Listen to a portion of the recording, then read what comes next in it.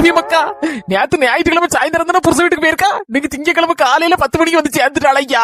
இப்பதான் மக்கா உன்னை நினைச்சிட்டே இருந்தேன். ஆயுஸ் 100 வந்துச்சேடி. அது என்ன புருஷனை வேலைக்கு அனுப்புனியா, அனுப்பாமலே வந்துட்டியா?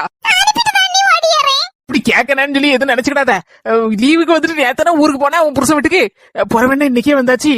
ஒரு வாரம் அங்கே இருந்துட்டு அடுத்த சனிக்கிழமை வரும்ல, அப்பா வர வேண்டியதானே.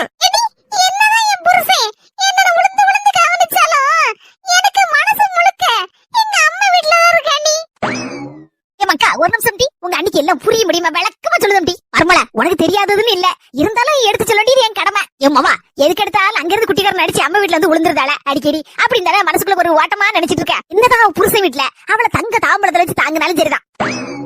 அம்மா வீட்டுல கவனிப்பை தனி மர்மோல, அது சுகமே வேற. தாய் வீட்டுக்கு வந்துட்டா காலையில 10 மணிக்கு எந்திரிச்சாலும் சரிதான், 12 மணிக்கு எந்திரிச்சாலும் தான். ஒரு கணக்கு வழக்கம் கிடையாது. அதே இது மாமியா வீட்டுல நடக்குமா சொல்லு பாப்போம். நடக்காது. ஒரு வேலையும் செய்யாம கையிலே ஜோர் நேரத்துக்கு நேரம் கிடைக்குன்னா அது அம்மா வீடு ஒன்னா இருக்கும். இதெல்லாம் மாமியா வீட்டுல நடக்குமா? எப்படி நடக்கும்? அப்படி நடந்தா உலகமே அழிஞ்சு போயிருமே. நான் மருமோல அம்மாவா அடிக்கடி இங்க வந்து விழுதா. போய் இதுல இருந்து என்ன புரியுதுன்னா, அம்மா வீட்டுக்கு அடிக்கடி போகணும், 5 நாள் தங்கணும்னு சொல்லி சொல்லுதே. அப்படி ஆமா மருமோல, அதனாலதானே என் அம்மாவா வாரான்னு சொல்லி சொல்லுதே. என்னத்தான் சொல்லிட்டு இருக்கேன்? 1 மினிட் ஒரு நிமிஷம் டிவி எங்க ஓடுதா? என்ன மர்மலா, எங்க போற?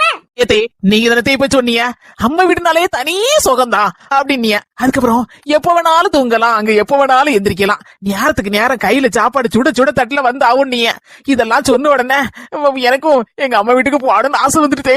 அதனால நான் இன்னைக்கு போயிட்டு ஒரு வாரம் கழிச்சு வரேன். பை பை நாத்துக்குட்டி, பை பைடா, see you.